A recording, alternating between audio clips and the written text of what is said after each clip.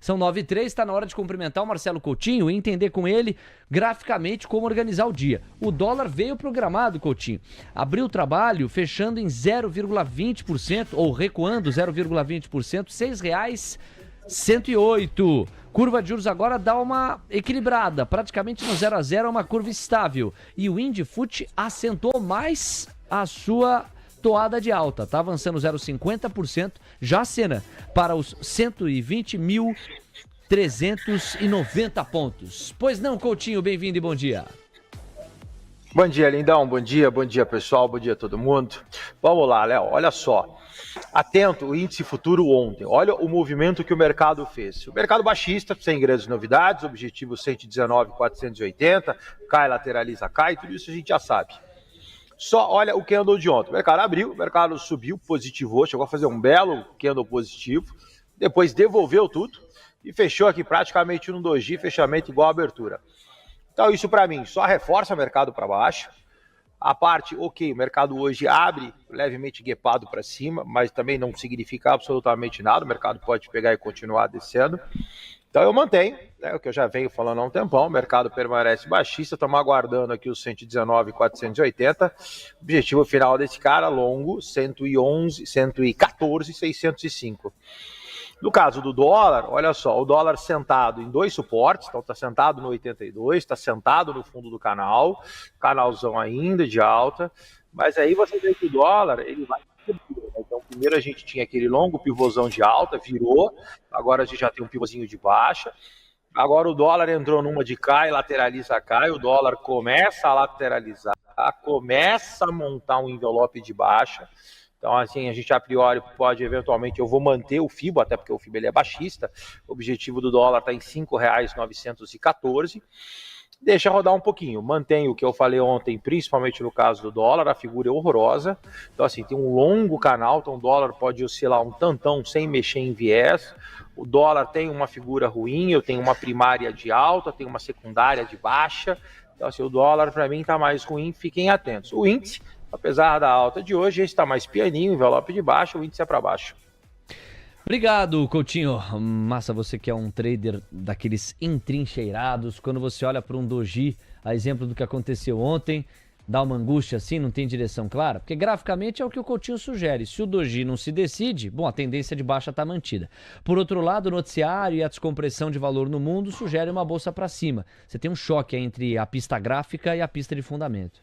Olha, Léo, curto prazo tá bem difícil de ler, tá? O Coutinho aí, ele colocou bem, né? O mercado, ele tenta melhorar e só que ele volta rápido, né? Que ele sobe de escada, desce de elevador, né? Ontem até eu olhei, levou em torno de 3, 4 horas aí para subir, em 1 hora e pouquinho devolveu tudo, né? Então, você tem um mercado que, por um lado, o técnico tá leve, né? Porque tem pouca gente alocada, só que do outro lado você não tem fluxo para puxar o mercado, tá? Então, o curto prazo ele está bem difícil.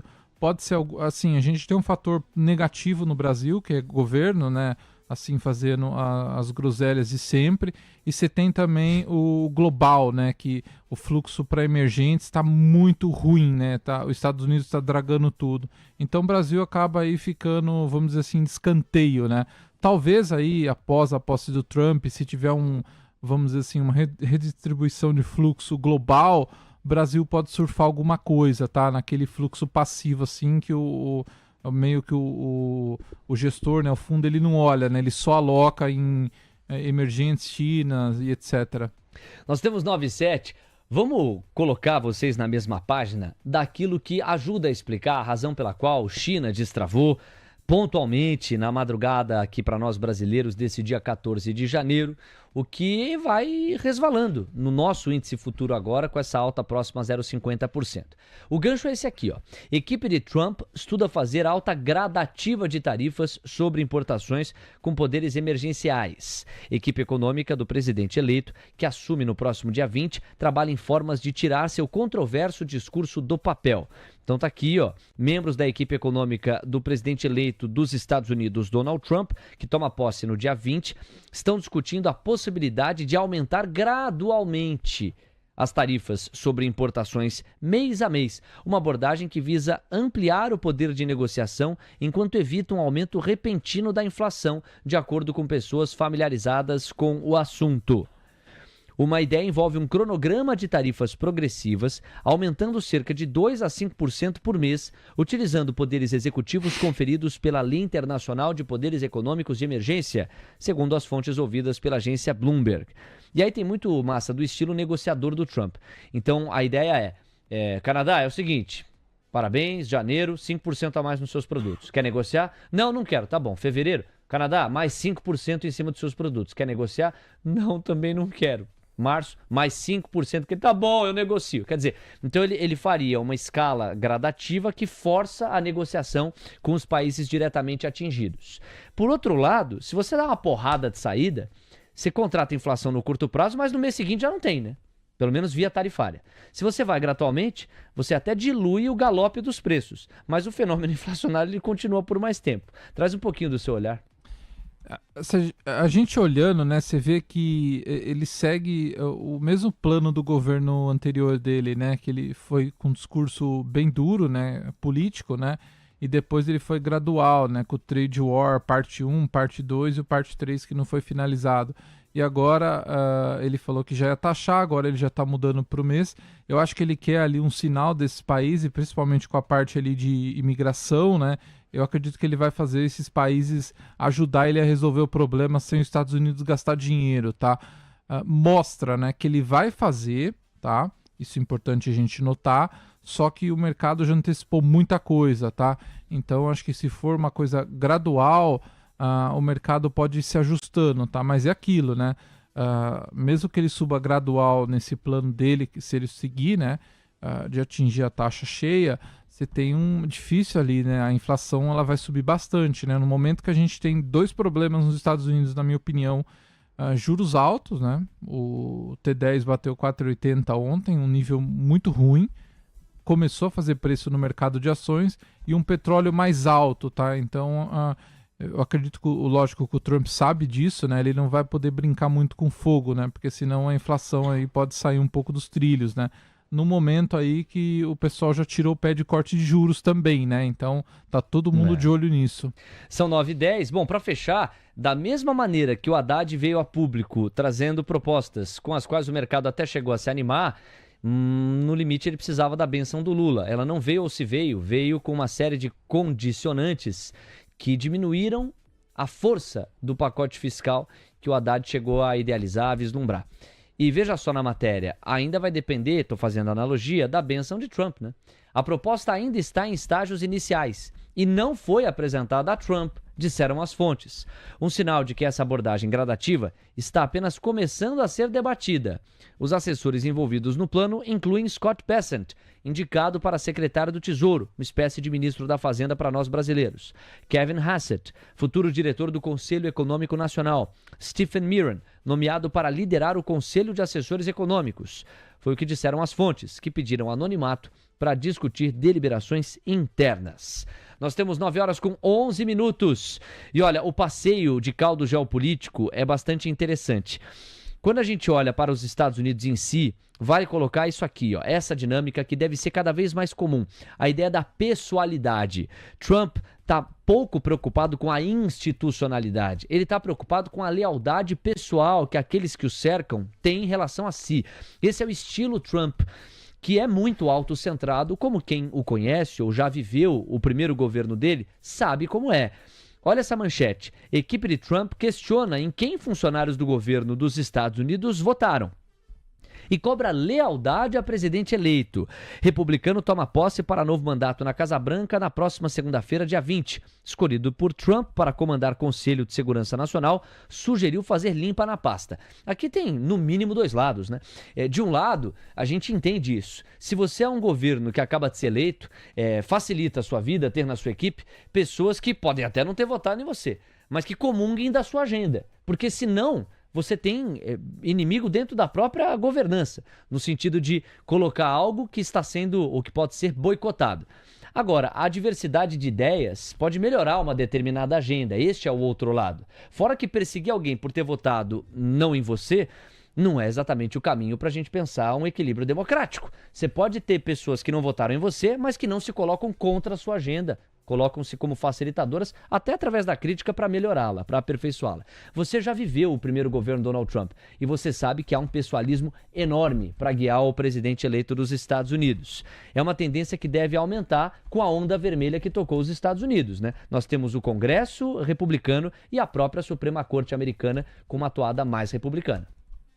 Ah, sim, Léo. Eu acho que assim, o Trump, ele quer pessoas ali leal ao lado dele, né? Quando ele perdeu a eleição, ele foi desligado do mundo, né, da internet. Nos Estados Unidos, né, isso mostra um movimento aí de censura muito forte, né? E a gente vê ele com o Elon Musk batendo muito forte nisso, tá? Então acho que o que eles não querem é fogo amigo no começo de governo, tá?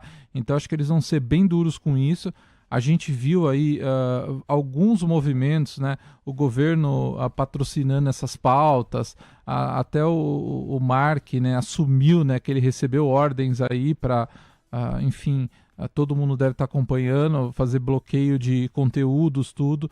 Isso mostra aí que tinha uma massa, né, trabalhando dentro do governo para essas coisas acontecerem. Então acho que o que eles vão fazer a princípio é dar uma, assim, limpada, né? Trabalhar com pessoas de confiança para evitar de você já começar um governo aí com fogo amigo atrapalhando o começo do mandato. O que faz bastante sentido, sendo realista, pragmático, realpolitik, a vida como ela é. Porque é muito bonito no papel, esse caldo teórico que eu organizei, mas na prática você pode ter boicote à agenda do Trump e ao que ele não quer em relação àqueles que ele não nomeou, mas que ele pode, pela força da presidência, eventualmente demitir.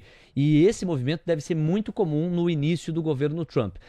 Pode se transformar numa certa caça às bruxas. No fim do dia, os republicanos não querem que a agenda dele seja boicotada por aqueles que não necessariamente comungam destes princípios ou desta agenda. Nós temos 9h15. Aí, ó, um passeio por manchetes e a gente volta a ouvir o Coutinho. Veja só essa aqui, ó. China estuda a venda do TikTok nos Estados Unidos para Musk, a fim de evitar expulsão, dizem fontes. Pois é, estamos diante disso, hein? Autoridades avaliam essa alternativa caso a Suprema Corte rejeite os recursos da ByteDance, que é a empresa responsável pelo TikTok. O acordo poderia ser usado como parte de negociações mais amplas com o governo Trump. Essa é uma novela que vem se arrastando. Os americanos se sentiam desconfortáveis com o fato de uma empresa chinesa deter tantos dados e entender tanto do comportamento da população americana. E o Joe Biden aumentou o cerco, deu um prazo que está se esgotando, e agora, basicamente, o movimento no tabuleiro é que os chineses deixem o TikTok para atuar nos Estados Unidos sob o controle americano, sob o risco de não mais poder atuar no país. Não seria tão radical quanto, no paralelo, aconteceu com o X no Brasil. Não é que o TikTok sairia do ar nos Estados Unidos caso não haja um denominador, mas você não poderia mais baixar o TikTok. Quem tem o TikTok no seu celular vai manter o acesso ao TikTok, só que não vai mais haver atualização. Agora, quem não está no TikTok, caso chegue a esta conclusão o governo americano, já não consegue mais acessar na loja de aplicativo para baixar o TikTok. Mas quem está ali dentro pode se manter ativo, apesar de não haver mais atualizações. Então, uma novela de queda de braços que, de novo, traz um exemplo de pano geopolítico se refletindo no noticiário corporativo. E aí, para a gente fechar, tem esses 2 parágrafos aqui, ó. As autoridades chinesas avaliam uma possível opção que envolve a aquisição das operações de TikTok nos Estados Unidos por Elon Musk. Vejam só vocês. Caso a empresa não consiga se defender da Suprema Corte de uma polêmica proibição do aplicativo de vídeos, segundo pessoas familiarizadas com o assunto que falaram com a Bloomberg News. As autoridades de Pequim preferem fortemente que o TikTok permaneça sob a propriedade da empresa controladora ByteDance, é o que dizem as pessoas. E a empresa segue contestando a proibição iminente com recurso à Suprema Corte americana. Mas os juízes sinalizaram durante os argumentos em 10 de janeiro que provavelmente manterão a lei. É difícil imaginar que a Suprema Corte americana não exija que o TikTok nos Estados Unidos fique sob o controle americano. Altos funcionários chineses já haviam começado a debater planos de contingência para o TikTok como parte de uma ampla discussão sobre como trabalhar com o governo de Donald Trump. uma das quais envolve Musk, disseram as pessoas, pedindo para não serem identificadas. Um possível acordo em alto perfil com um dos aliados mais próximos de Trump tem algum apelo para o governo chinês, que deve exercer alguma influência sobre a venda do TikTok, disseram as pessoas. São 9h17, eu volto a ouvir o Massa a respeito disso em instantes, e também vamos falar de Petrobras com a defasagem no preço dos combustíveis, pelo menos quando se olha o preço internacional, a prática dos preços internacionais. Porque agora tem o dólar renovando mínima, R$ 6,090. O Coutinho vai falar. E o Indifut mantém-se no patamar do 0,50% de avanço. Alô, Coutinho! Bora, vamos lá, Leozinho. Olha só, no caso do dólar, do seu lado direito, o dólar está lateralizado, então você tem aquele envelope que eu trago para você lá do diário, envelopezão de baixa, e ele faz aqui um cai, longa lateralização, queda. Então o dólar agora vai buscar o 82, esse número vocês já conhecem. Eventualmente você tem aí um segundo respiro na casa de, deixa eu colocar esse cara aqui, 55.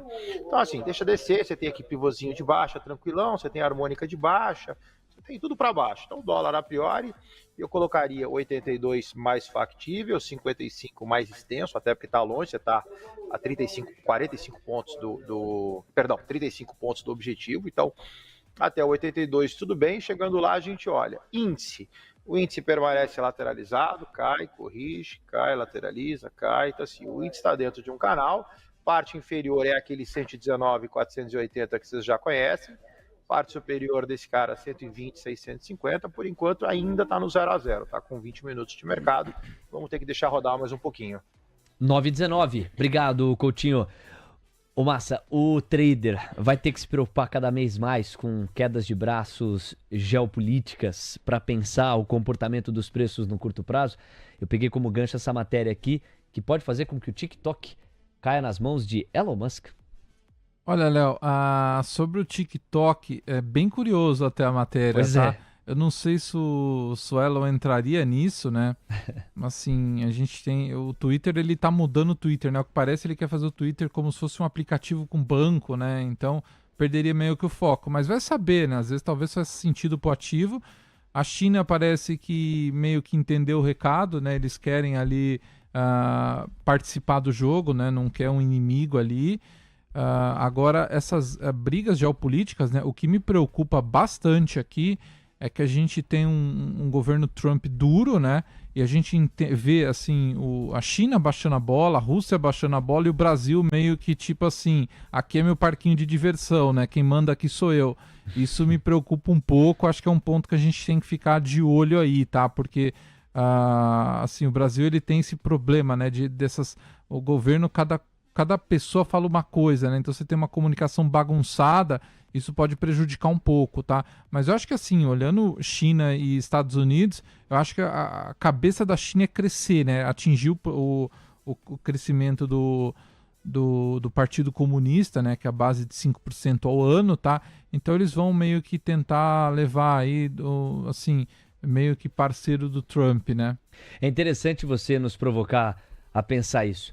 Alguns personagens a nível global estão baixando a bola diante do Trump. E a percepção que você tem é que da nossa porta para dentro, o governo não baixa a bola, com algumas pautas fiscalmente soando irresponsáveis, no momento em que a lição de casa seria a premissa para você baixar a percepção de risco. Para a gente fechar essa noção geopolítica, essas atualizações geopolíticas, eu separei mais algumas manchetes aqui, ó. Esta é a primeira. E aí a gente vai pensando no eixo geopolítico do instante em que a gente vive, para pensar Rússia, China, Irã como um grande eixo de parcerias contra o qual se coloca Estados Unidos e potências ocidentais, sobretudo as europeias. Nós temos aqui, ó, comércio entre Rússia e China atinge recorde em 2024. Rússia estreita relações com a potência asiática nos últimos anos em meio às sanções do Ocidente. Essa é uma manchete. Tem outras. Veja essa que ainda diz respeito a ontem, ó. Irã e Rússia anunciam um acordo que inclui áreas de defesa e segurança. O Acordo Global de Associação Estratégica prevê cooperação nas áreas de energia, meio ambiente e questões de defesa e segurança, fecha aspas, detalhou a embaixada iraniana. Anúncio foi feito pelo Kremlin nesta segunda-feira. Ontem eu repercuti uma notícia segundo a qual o Irã, para se capitalizar, enviou, parece, 3 bilhões de barris de petróleo para a China tanto para fazer caixa, tanto para se financiar ou se capitalizar, como eu falei, quanto para demonstrar também uma ideia de parceria, para a qual os chineses acenaram positivamente. Então, se de um lado você tem essas potências, exatamente como o Massa nos provocou a pensar, baixando a bola para esperar por onde vai Donald Trump, de outro lado, são países que não perdem a oportunidade de mostrar que estão unidos. E esse será cada vez mais o mundo daqui para frente, Massa. De modo que a camada geopolítica ela parece inescapável para você pensar em alocação de recursos a nível estrutural.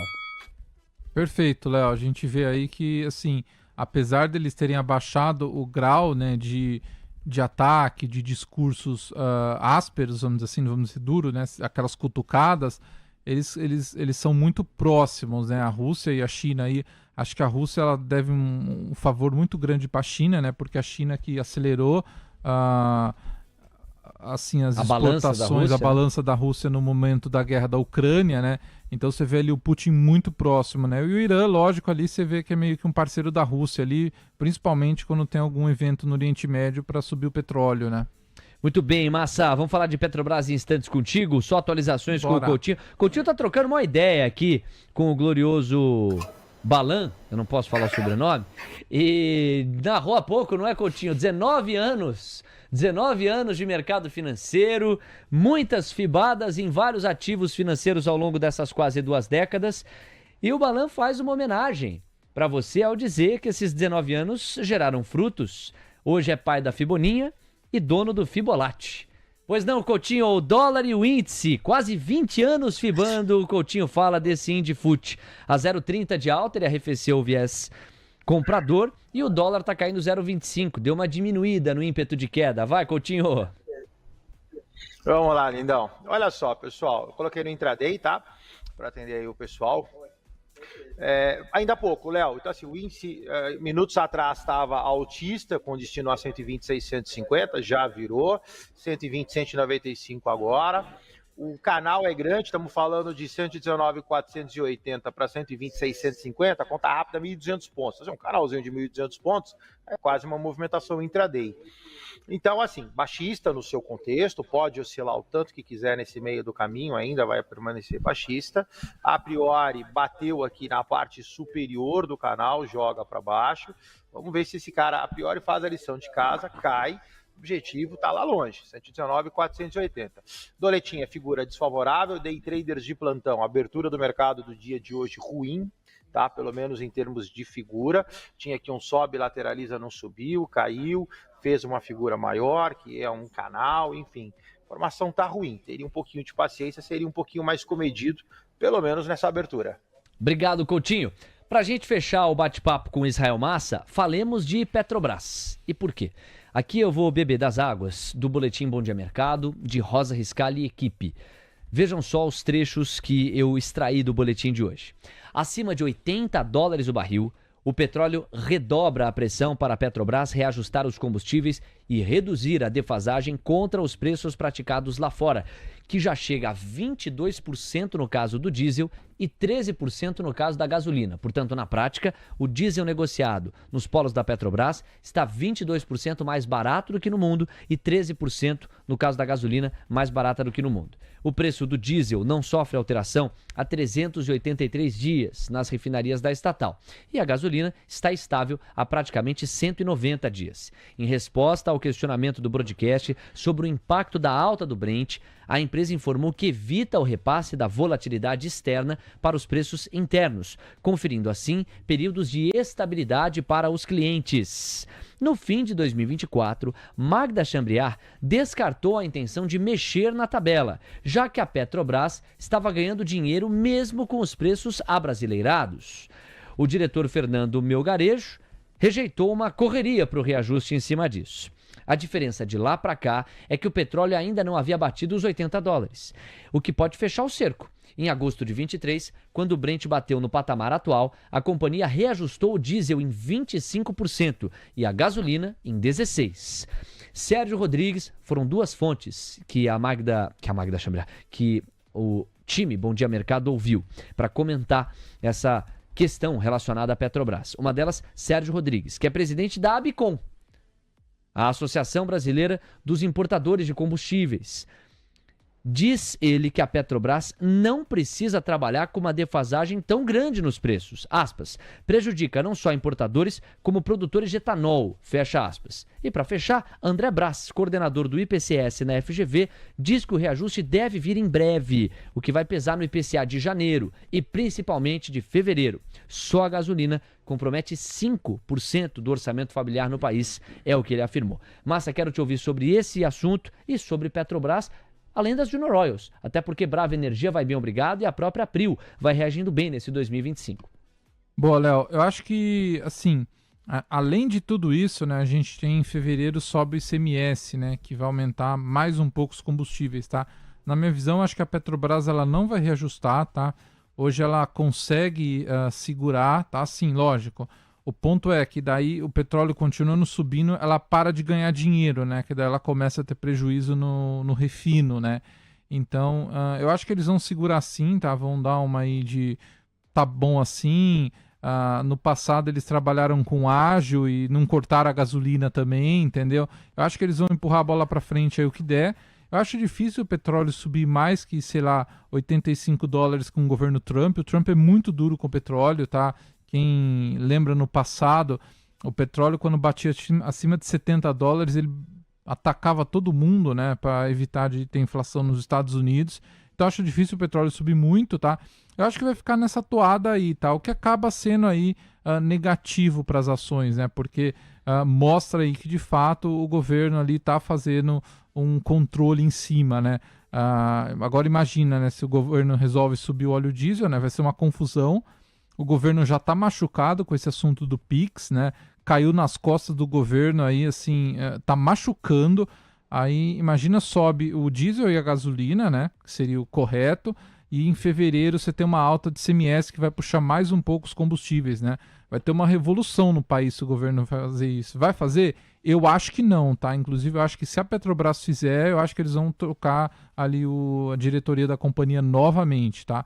Eu acho que eles vão segurar isso aí na unha. Teu viés seria mais venda ou observação para a Petrobras e compra das Junior Oils? Olha, Léo, ela não tá cara, a Petrobras, ela tá barata, entendeu? E assim, se de fato a companhia segurar aí, continuar vendendo óleo diesel aí com 20% de deságio, que é o que tá hoje, a gasolina com 12, 13, assim, machuca, né? Mas não quebra a companhia, né? Então acho que o mercado pode continuar com essa visão aí, pô, a companhia tá barata, é mais um ruidinho em cima, entendeu?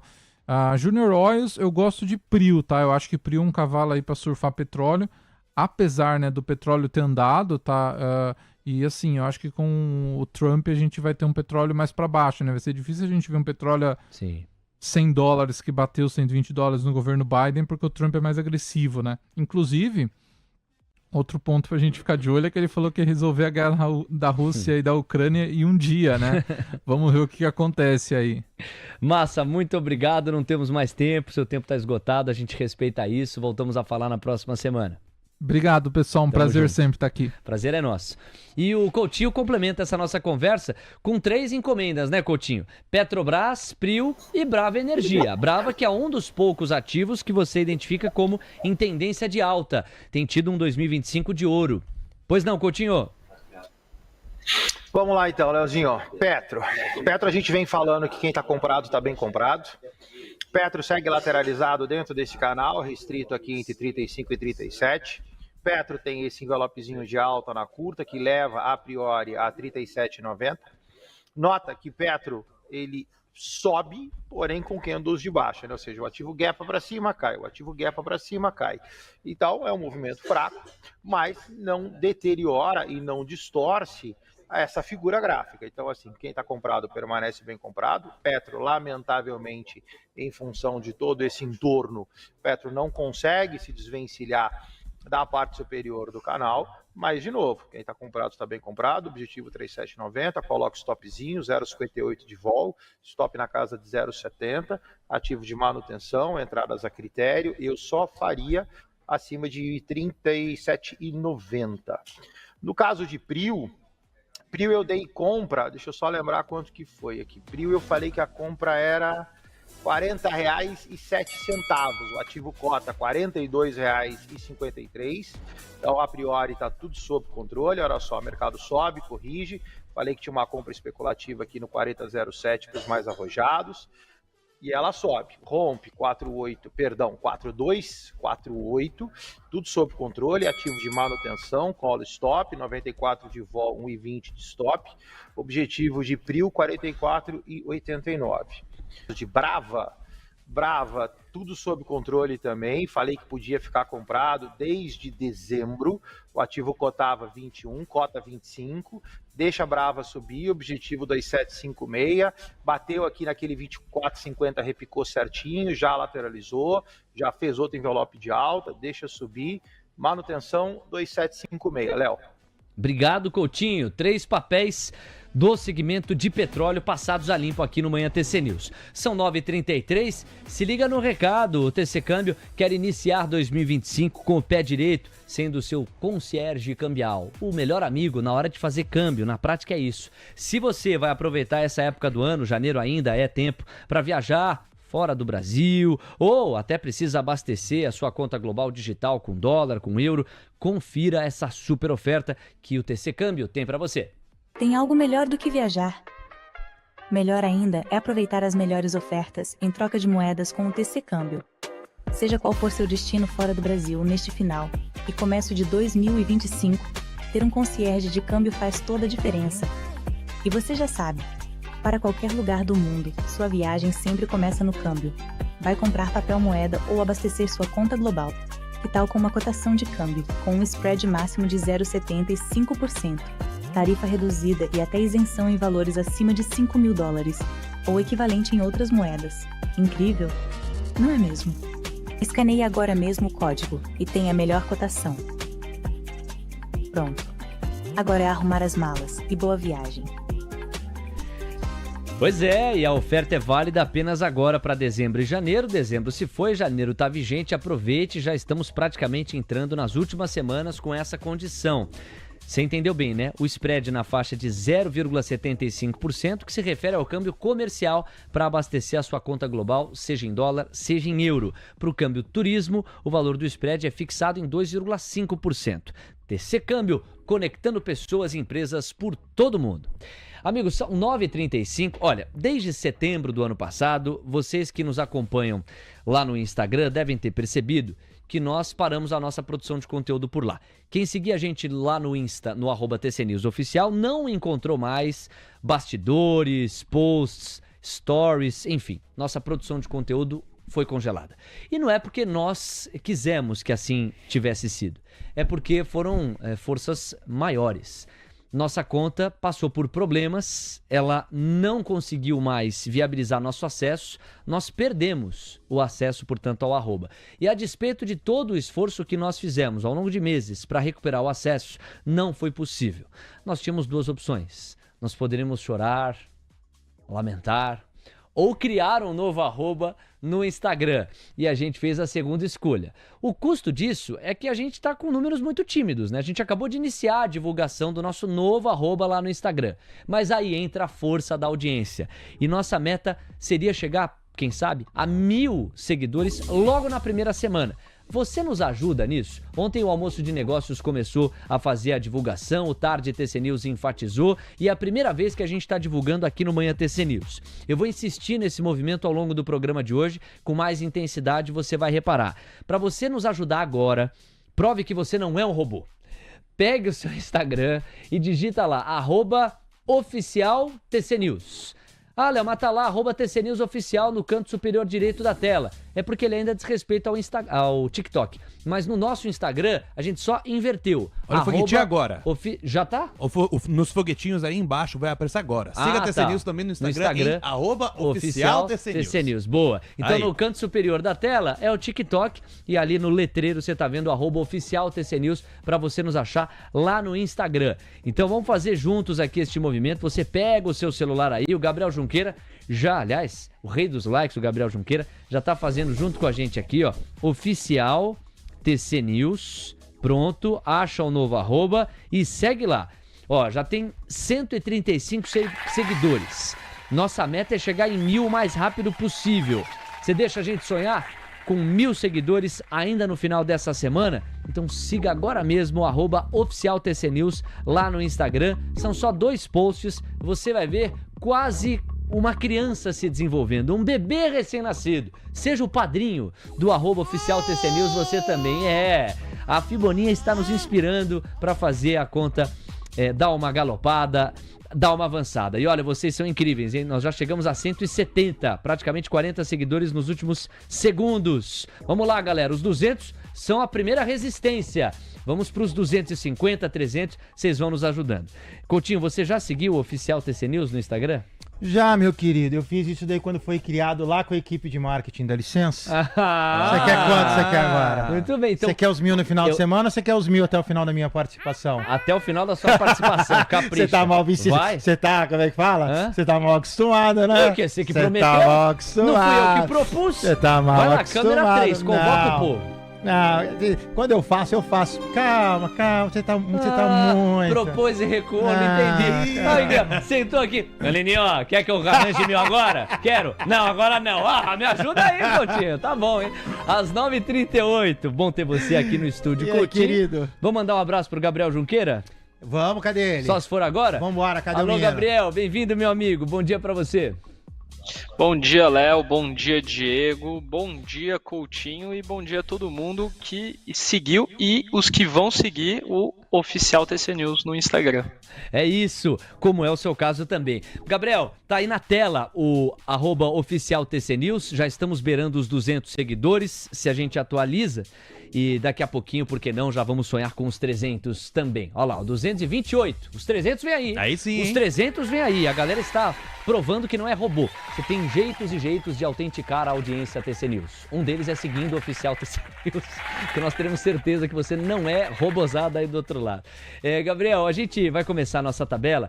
Eu separei aqui uma novela, literalmente uma novela nacional. Por quê? São manchetes que tocam as principais novidades no que diz respeito a risco fiscal.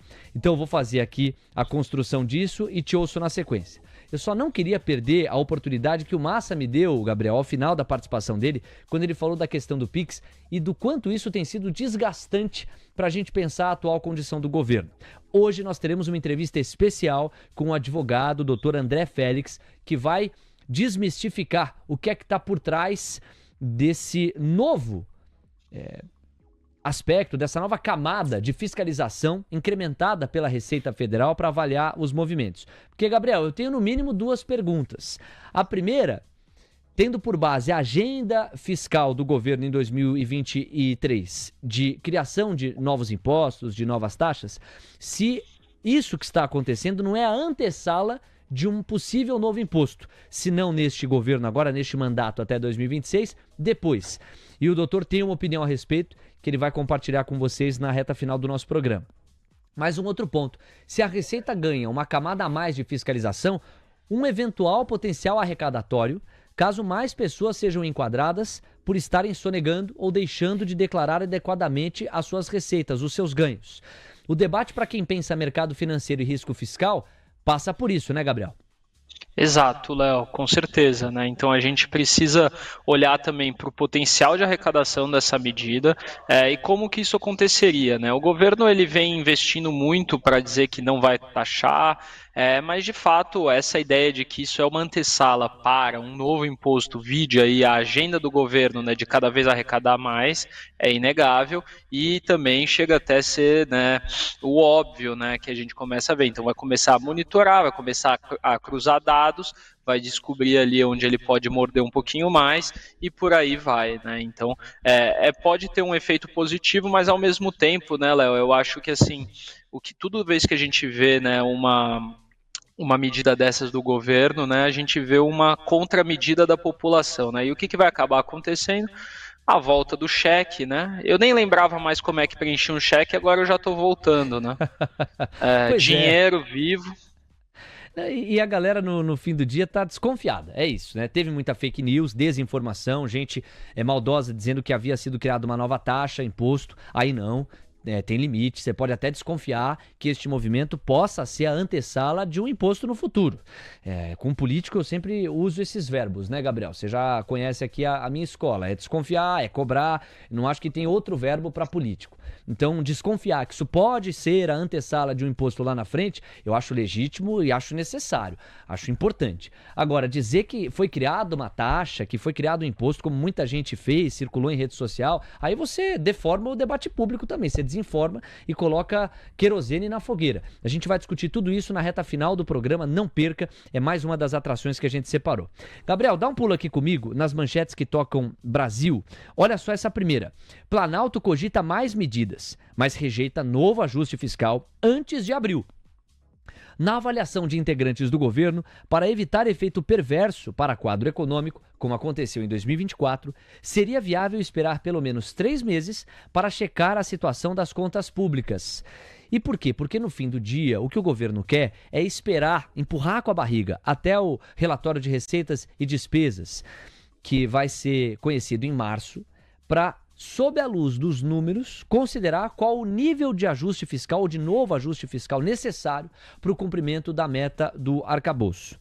Então, essa é uma manchete que me chamou bastante a atenção. Fora que, até abril, você já vai ter uma certa acomodação no que diz respeito à reforma ministerial, que algum grau vai apresentar, alguma força vai apresentar. Você tem basicamente 2 linhas para organizar a governabilidade brasileira, está todo mundo cansado de saber. São as emendas parlamentares ou a reforma ministerial.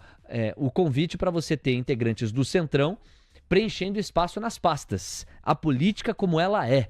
O grau de ineficiência econômica desse modelo fala por si, né? Mas não há outro. A menos que nós tenhamos uma crise que leve a opinião pública a exigir uma reforma política. Me parece, inclusive, que seria a única força capaz de pautar uma reforma política, um choque de governabilidade, de governança, de modelo de organização da relação dos poderes, porque da própria classe política não vejo nenhuma chance disso partir. E aí, por falar em reforma ministerial, por isso eu brinquei aqui que é uma novela, com algumas manchetes, tem outras, ó. Com 12 ministérios, PT admite perder espaço na esplanada em nova reforma. Presidente da sigla, Gleisi Hoffmann, espera ser chamada por Lula para tratar desse assunto, diz dirigente ao Valor. Ela foi ouvida pela matéria do Valor Econômico. Se você pegar, vou arredondar, os 40 ministérios, 12 são do PT. Então, mais de 25% pertencente ao PT. E são ministérios muito importantes, né? Os mais centrais estão com o PT. E há uma certa contradição nisso, porque o PT apostou numa frente ampla para recuperar o Palácio do Planalto na eleição de 2022. Mas a frente ampla não se traduz na distribuição dos ministérios mais relevantes. Então muita gente especula que se Lula, através da reforma ministerial, trouxer o Centrão para pastas relevantes, ele poderá ter vida bem mais fácil lá no Congresso por acordo. E aí, por fim, a terceira manchete toca na renegociação de dívidas dos estados, que vai ser sancionada com vetos, embora com o texto principal mantido. Lula deve barrar possibilidade de uso do Fundo de Desenvolvimento Regional e o petróleo como abatimento. E aqui eu queria chamar a atenção de vocês para esses tópicos. A proposta aprovada, cuja essência deverá ser mantida, prevê 4 possibilidades para abatimento dos juros que os estados têm com a União. E os estados com mais dívida são São Paulo e outros do eixo sudeste. Você tem, redução de 1 ponto percentual no juro, hoje em 4% para além da inflação, se o Estado entregar ativos que equivalem de 10% a 20% do estoque da dívida. Redução de mais 1 ponto percentual se o Estado entregar um ativo superior a 20% do valor da dívida. Aí o que hoje é inflação mais 4% já passaria a ser inflação mais 2%. Redução de outro ponto percentual se o dinheiro que seria destinado para o pagamento da dívida for direcionado para investimento em educação, segurança pública ou em universidade estadual. Aí o que era IPCA mais 4 já é IPCA mais 1. E por fim, você pode chegar só a IPCA se você reduz, se você Estado, Estado, você está entendendo, não Estado com a letra maiúscula Estado brasileiro, mas Estado, as uniões federativas, as unidades, federativas. Você pode reduzir mais 1 ponto percentual se o dinheiro for destinado a um fundo de investimento criado pelo projeto, chamado de Fundo de Equalização. Aí nós estaremos diante de uma dívida corrigida apenas pela inflação do IPCA.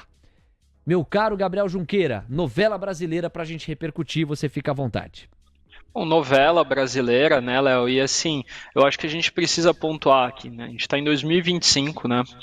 Não temos nem 2 anos até a eleição de 2026. E se no ano passado a gente já falava que o PT cortar gastos ou o PT equacionar a dívida pública era um folclore brasileiro, né? Hoje esse folclore ele está até mais forte, né? Porque assim, a popularidade do governo só cai, né? A gente deve ter um choque de popularidade em março, né? Então, quando a turma pagar o IPVA, passar o carnaval, né? Porque o ano só começa depois do carnaval, mas quando passar o carnaval, a gente tiver aquela equalizada, a gente deve ter um choque de popularidade e o governo deve dobrar a aposta em medidas populistas, né? Então, todos esses ajustes fiscais, reforma ministerial, no meu entendimento, só vão acontecer para que você tenha ali um governo cada vez mais populista e que ele invista cada vez mais, né, em colocar liquidez e estimular uma economia que já tem dado sinais de que não está das mais ali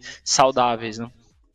De fato, de fato. Esse é o Gabriel Junqueira falando do puro suco de Brasil. Embora ontem nós tenhamos tido uma melhoria da curva de juros e do próprio dólar, diante das falas do Diogo Guilhem, também do Dario Durigan, e daquela inércia de uma dívida pública com desenho menos pós-fixado, considerando o sucesso do leilão de quinta-feira passada, bem como o Focus de ontem, que não revisou para cima de novo a Selic, considerando este ano e os anos seguintes. Coutinho, vamos revisitar o dólar e o índice? Faz tempo que a gente não trata disso. A moeda americana está caindo 0,33%, R$ 6,099. O Ibovespa Futuro está avançando 0,20, 120.045 pontos. E a curva de juros dorme em berço esplêndido, está no placar de 0-0. Você, Coutinho. Bora, vamos lá, pessoal. Índice do seu lado esquerdo, o índice ele vai cedendo, tá? Coloquei em gráfico de 15 para granularizar um pouquinho. Então tá aqui, o mercado gap, abre para cima, depois ele cai, oscila, ou seja, o mercado vai com uma volatilidade até que boa em termos de day trade. Teve a última oscilação aqui, você tá falando de 900 para 600, 200 pontos num candle de 15, acho interessante. Deixa descer, então 120,050, direcionalmente, quando eu digo direcionalmente em termos de figura gráfica, tá? Ruim, tá? Não tenho nada assim muito atraente num gráfico de 15, que já é uma periodicidade de day trade, então por favor fique atento. Dólar do seu lado direito, doletinha, vou fazer o mesmo exercício, gráfico de 15 minutos, você traz aqui o dólar, pior ainda, né? Então assim, você tem um candle de baixa, o próximo sobe, o outro cai, o outro sobe. Então o dólar segue lateralizado, a figura não deixa de ser um envelope de baixa, mas por enquanto o dólar está aí oscilando a cada 15 minutos, volta para o patamar anterior, por enquanto é o que a gente tem. 9,50. Amigos, quase 300 seguidores lá no @oficialtcnews, que toca no Instagram. Não mais o @TCNewsOficial no Insta, no TikTok. Isso tá mantido, por isso ele ainda consta no canto superior direito da tela. Eu quero agradecer, dizer que agora a gente acabou de deixar fixado no chat do YouTube o endereço do Insta. Então tá mais fácil ainda para você seguir e nos ajudar. É só você clicar no link que está fixado lá no chat do YouTube. Então para você entender direitinho o movimento, se liga aí. Você vai fazer isso aqui, ó, para ajudar a gente, ó. Tá aqui, ó, a nossa transmissão. Aqui você deixa o like. Ó, 978. Vem aí os 1000. Aqui você tem o chat. Olha aqui como tá fixado. Ó, clicou, vem o link do Instagram. Clicou no link do Instagram, vai carregar. E aqui você já tem o novo @ no Insta, o @oficialtcnews. Praticamente 300 seguidores. A gente bota fé nos 1000 até o final dessa semana, graças ao apoio, a ajuda constante de vocês. Segue lá, @oficialtcnews. 9h51. Gabriel Junqueira, vamos falar agora de corporativo. Teve relatório do Santander sobre SLC3, ou seja, SLC Agrícola. E você nos conta por onde o documento foi. Bom, foi um relatório muito legal, acho que é um relatório que coloca aqui a empresa, né, num ponto de virada, né. Primeiro que eles usam um sistema da NASA ali para poder ver as condições climáticas e fazer algumas assunções do modelo de negócio. Primeiro é de que vai ter uma safra cheia, segundo é de que ela deve conseguir fazer a colheita e o plantio da segunda safra dentro do período ideal, o que coloca operacionalmente a empresa muito bem, e também destacando ela como um player defensivo defensivo, né, nessa alta de dólar e como uma possível proteção. Nós temos visto aqui nos últimos dias, né, um movimento interessante nas commodities agrícolas, em especial soja, milho, que tem reagido ao clima mais seco no sul e na Argentina, né? Esse clima, por conta do fenômeno Laninha, tem intensificado a quebra de safra por lá e feito um movimento ali inverso ali que a gente via vendo a soja perdendo espaço, ganhando um pouco de preço, né? Então a SLC ela tem tudo aqui, né? Com esse tempo mais favorável, onde você tem as suas lavouras e um preço melhor, a ser uma empresa aí ter uma retomada de resultados, e o Santander pontua muito bem isso ali nesse relatório. Muito bem, vamos ao gráfico de SLC então, para complementar a conversa que o Gabriel trouxe para a gente. Agradeço, tomou por base o relatório do Santander a respeito da companhia. É agro é pop, agro é Coutinho, vai Coutinho. Bora lá, lindão. Olha só, pessoal, SLC tá com um gráfico muito parecido com o VEG, tá? Você tem aqui uma longa lateralização, eu tô na parte inferior, região de compra, tudo sob controle, e não tenho figura. Então, assim, quem tá comprado em SLC está comprado numa região coerente com o momento do papel, ativo cota ou no 7, fechou no 737, cota ou no 750 leilão. SLC, ainda que não tenha uma figura de alta, eventualmente pode aí dar uma embarcada nesse harmônico aqui e dar uma subidinha. Nota que o ativo oscila praticamente entre 16 e 19, se você puxar o histórico dele, é praticamente um movimento natural do papel. Você está falando de novembro de 2023 e desde então essa passa a ser a região de oscilação de SLC.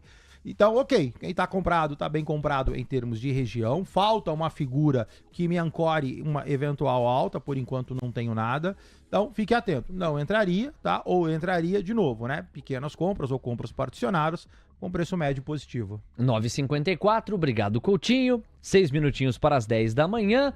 E é o seguinte agora, Gabriel, nós fizemos uma enquete bastante interessante pensando em alocação de capital. Nós temos ido aqui contigo até umas 10h10, 10h15, até para aproveitar a abertura do À Vista. Hoje a gente perguntou, em termos de alocação de recursos, a qual classe de ativo você vai mais se expor em 2025? E a resposta, as parciais, são muito interessantes, porque 39% vão se expor mais proporcionalmente em 25 a renda fixa aqui no Brasil. 34% ações, 9% opções no Brasil e 19% ações americanas. Você vê que a renda fixa segue muito bem obrigado no país. E isso ajuda a explicar a razão pela qual falta dinheiro novo na Bolsa. Ainda que, no nosso caso, quer dizer, o caso do nosso público, diga respeito a uma parcela muito voltada para ações, porque não é de se desconsiderar 35% dizendo que vai se expor mais a ações do que a outras classes de ativos, mesmo com um pano de fundo tão desafiador como o pano de fundo atual, hein, Gabriel? Pois é, Léo, né? Isso mostra um pouco o reflexo aqui do que está acontecendo no mercado, né? Então, também quando a gente fala de renda fixa, né? Acho que é importante a gente separar aqui, né? Do que seria você se expor a um CDI, né? Um ativo sem risco. Então, isso que hoje, né? Já se olha pela curva futura ali, já está indicando para mais de 15% ao ano, né? Então, uma rentabilidade muito interessante para esse ativo. Mas quando a gente olha para outros ativos de renda fixa, como, por exemplo, títulos indexados à inflação, como as NTNBs, né, que também tem entregado um spread muito interessante, né, falando aí de IPCA mais 7,5 nas durations de média a longa duração, também tem ativos, também são ativos com retorno muito atrativo no médio prazo. Porém, já aí são ativos que possuem, né, um risco implícito muito grande, né? A gente está falando, né, de uma marcação a mercado, a gente pode ter essa curva abrindo mais, enfim, tudo isso pode fazer com que o investidor, que muitas vezes guiado por uma renda fixa com a cabeça de que a renda é fixa, ele esquece que o preço varia. A renda pode ser fixa, mas o preço varia. Olha, há pouco eu falava da questão de renegociação da dívida das unidades federativas com a União e eu mencionei que a parcela mais forte da dívida dizia respeito a São Paulo e outros estados do Sudeste. Para ser preciso, São Paulo, Minas Gerais, Rio de Janeiro chamam a atenção e na parte sul, Rio Grande do Sul, são os estados mais endividados do país com a União, são 760 bilhões de dívida, só para complementar, faltou esse trecho. E agora, Gabriel, ainda em cima de alocação de recursos, eu separei aqui algumas manchetes que são estruturais. Por exemplo, esta aqui. Ó, vou colocar na tela para vocês fusões e aquisições. Os IPOs, vocês já perceberam, completamente secos já há alguns anos no Brasil. Você não tem ambiente macroeconômico e de solidez, fluxo de mercado de capitais sólidos o suficiente para viabilizar abertura de capital e mesmo follow-on anda escasso. Agora, fusão e aquisição pode crescer em resposta a isso também, né? Eu não consigo abrir meu capital, acaba estimulando concentração nos segmentos econômicos. Vejam só os números. Fusões e aquisições crescem 27%. Superam 178 bilhões de reais em 24, mas ficam longe do pico pré-pandemia. Levantamento da RGS Partners aponta que números permaneceram abaixo do auge registrado no ciclo de 20 a 22, quando a média anual foi de 222 transações e 245 bilhões de reais. Aí é uma matéria mais longa que vai passar por esse raio-x especificamente aqui. Apesar dos avanços, os números ainda permanecem abaixo do auge registrado de 20 a 22. A análise dos dados mostra que a recuperação perdeu força no segundo semestre de 24, já como reflexo de ruídos e de uma Selic que voltou a avançar, sabemos disso. Houve uma queda de 5% no número de transações em relação ao primeiro semestre, embora o volume transacionado tenha registrado um aumento de 7%. E aí você tem algumas aspas aqui, mas eu gostaria de ficar com a do André Levi, que é sócio e diretor de operações da RGS Partners, que explicou ao Valor que os dados confirmam a retomada da atividade comparada a 2023, porém, com um primeiro semestre mais forte do que o segundo semestre do ano anterior. É porque a deterioração macro brasileira também bate nesse segmento de M&As. Aspas, isso está muito relacionado à estabilidade macro e à maior previsibilidade dos juros, observadas no primeiro semestre, o que facilitou a convergência entre comprador e vendedor em termos de valuation. No entanto, um ponto que chamou a atenção foi a ausência de aceleração no segundo semestre em comparação ao primeiro. O volume de negócios permaneceu praticamente estável. Essa combinação com a recente instabilidade econômica deixa uma pulga atrás da orelha sobre se 2025 conseguirá manter o patamar ou se enfrentará uma nova queda, diz Levi. Eu achei bem interessante, porque quando a gente pensa no desequilíbrio macroeconômico e na bagunça das expectativas, Gabriel, nós não estamos falando só do ambiente de bolsa afetado diretamente, mas também do mercado de M&A, de fusão e aquisição. Quer dizer, o ambiente de negócios como um todo do país fica mais deteriorado.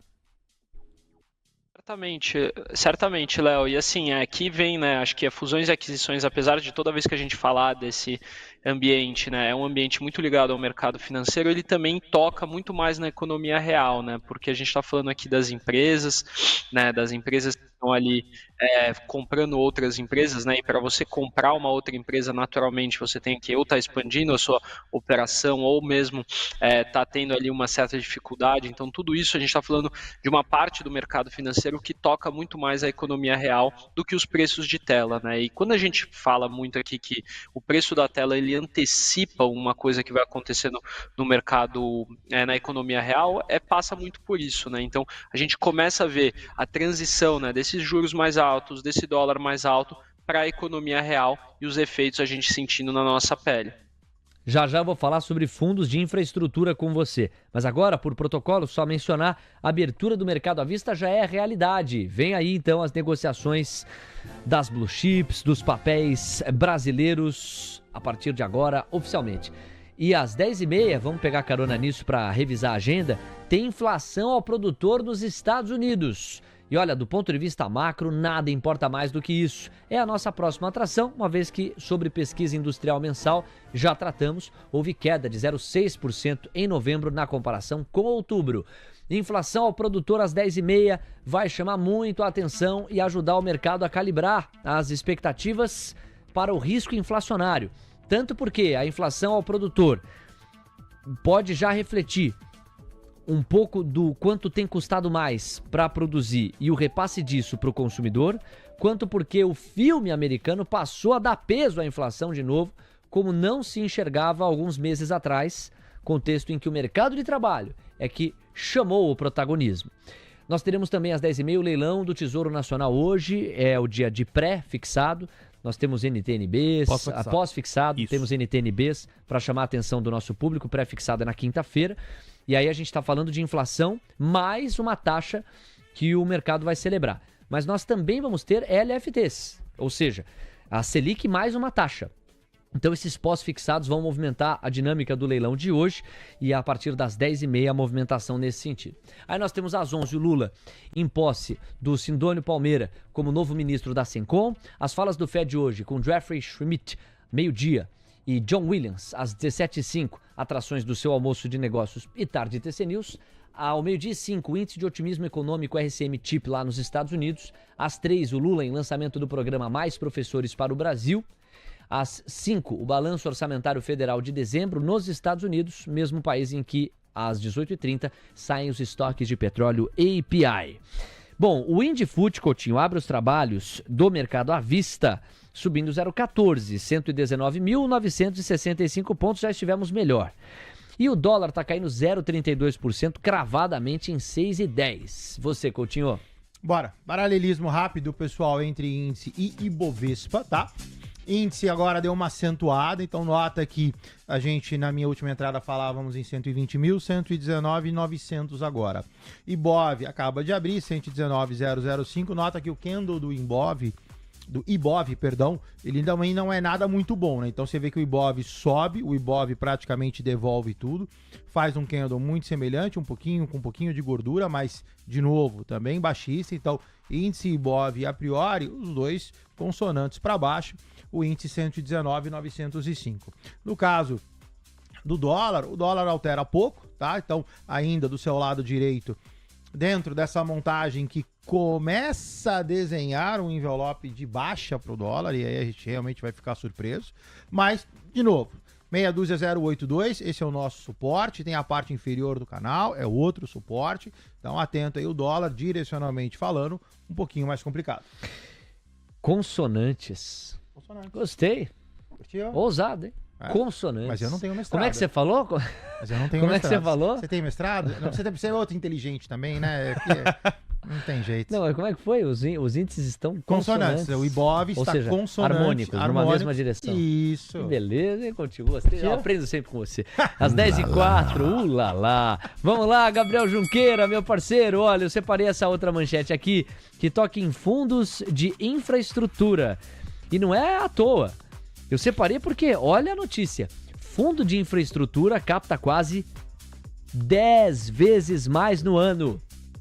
Patrimônio líquido do segmento somava 186 bilhões em novembro contra 62,6 bilhões do fim de 2023. Mas a captação subiu quase 10 vezes. O valor absoluto não subiu quase 10 vezes, né? Mas a captação subiu, se você considerar. E aí vem uma reflexão dessa matéria especial por parte do Valor. Eu vou ler o Abre e vou te levar à questão fiscal. Porque a questão fiscal, ou tributária, mais precisamente dizendo. Porque a questão tributária ajuda a explicar um dos principais fatores para ajudar a explicar esse aumento significativo de recursos alocados em fundos de infraestrutura. O Abre da matéria é esse aqui, ó. Os fundos de infra deram um salto em 2024, com a captação subindo quase 10 vezes em relação ao ano anterior. O segmento somou 109,5 bilhões de reais até o fim de novembro do ano passado, segundo dados da Associação Brasileira das Entidades dos Mercados Financeiros e de Capitais, a Ambima. Para se ter uma dimensão do salto, em todo o ano de 23, a entrada de recursos foi de 13 bilhões, ante 8 do ano anterior. Agora, mais de 110 bilhões no ano passado. Se tratando de patrimônio líquido desses fundos, no mesmo período, o volume atingiu 186 bilhões, 3 vezes o observado no ano anterior, 62 bi. Com a demanda pelo produto, as gestoras também preparam suas prateleiras. No fim de novembro, ainda de acordo com a Ambima, eram 1.192 fundos de infra, ante 441 em 2023. No fim de 22, eram 283 fundos do tipo. Então tem uma explosão na demanda pelos fundos de infraestrutura e você está vendo o mercado refletir isso, o mercado de produtos financeiros. Aí tem a pergunta do porquê, né? E aí o diretor da Ambima, o Pedro Rudd, diz que a restrição no início do ano passado para a emissão de alguns títulos isentos, como o certificado de recebíveis agrícolas e imobiliários, os CRAs e os CRIs, geraram uma busca dos investidores por outros produtos com o mesmo benefício, ou seja, títulos isentos, sendo esse um importante fator para o crescimento da procura pelos fundos de infra. Só que não é só isso, porque os fundos de infra têm característica diferente dos demais produtos, seja pelo risco, porque são atrelados a projetos, seja pelos prazos mais longos. Então também tem uma característica de fundamento diferente dos fundos relacionados à infra. Mas não é só isso também, tá? Tem uma outra vantagem, que é a do ganho de capital. Você tem isenção no ganho de capital. Então, a junção de todos esses elementos ajudam a explicar a razão pela qual os fundos de infra receberam tantos aportes. E sobre isso, o Gabriel Junqueira fala, com uma observação, né, Gabriel? Não é contraintuitivo. Aliás, é contraintuitivo pensar nessa busca tão forte pelos fundos de infra, quando a gente vê um custo de capital galopante no Brasil, né? Então, não sei também o que projetar para 2025 nesse aspecto, porque se infra depende de capital financiado em longo prazo e a gente não para de ver o juro brasileiro avançar sem perspectiva de em qual patamar ele pode parar, também não é exatamente a alocação mais tranquila que a gente pode ter no portfólio, né? Queria te ouvir sobre tudo. Léo, é uma alocação de risco, né? Os fundos de infra, eles também acabam sendo muito ligados à renda fixa, né? Então são fundos ali que têm um perfil de retorno muito próximo da renda fixa. Acho que é importante a gente dizer, né, que muito do que eles vêm ganhando espaço é a questão dos incentivados, né? Então fundos geralmente incentivados, títulos incentivados estão ganhando muito espaço na carteira dos investidores, como ele comentou, né? Os CRIs, os CRAs, né? Houve uma restrição, né? Até porque a farra que estava nos CRAs estava muito grande, né? Então tinha banco emitindo CRA, que não fazia o menor sentido mais, então o regulador, por bem ali, foi e pontuou isso.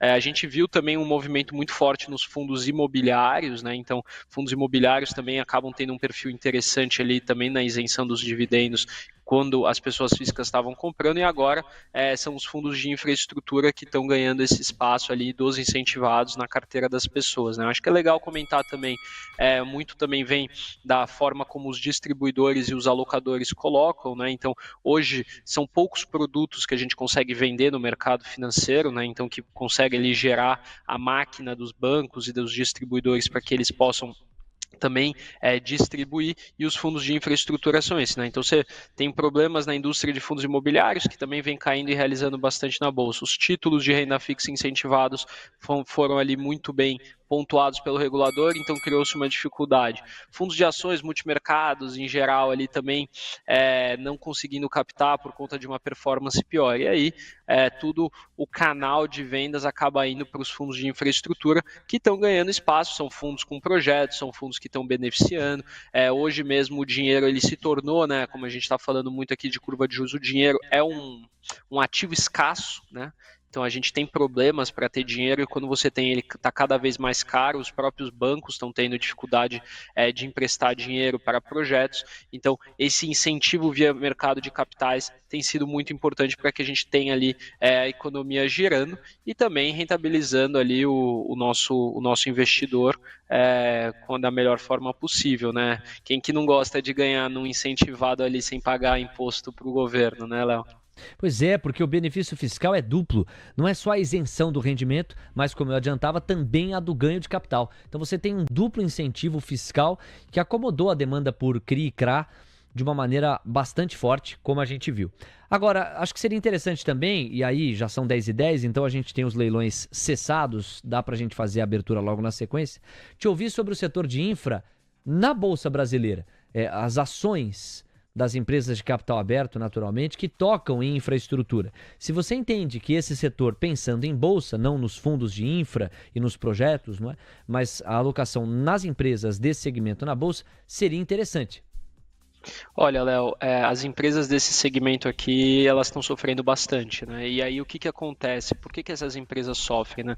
Porque infraestrutura, né, é uma forma que você projeta ali por tier de projeto, né? Então, te dar um exemplo aqui, uma empresa de concessão rodoviária, uma CCR da vida, né? Ela tem a concessão ali da Bandeirantes. E aí ela vai ter um projeto que ela tem todo o fluxo de caixa já estabilizado da Bandeirantes, projeções ali de quanto que ela vai ganhar com pedágio, quanto que vai ser o custo de manutenção e tudo mais. Ela chega numa tier daquela concessão e tudo mais.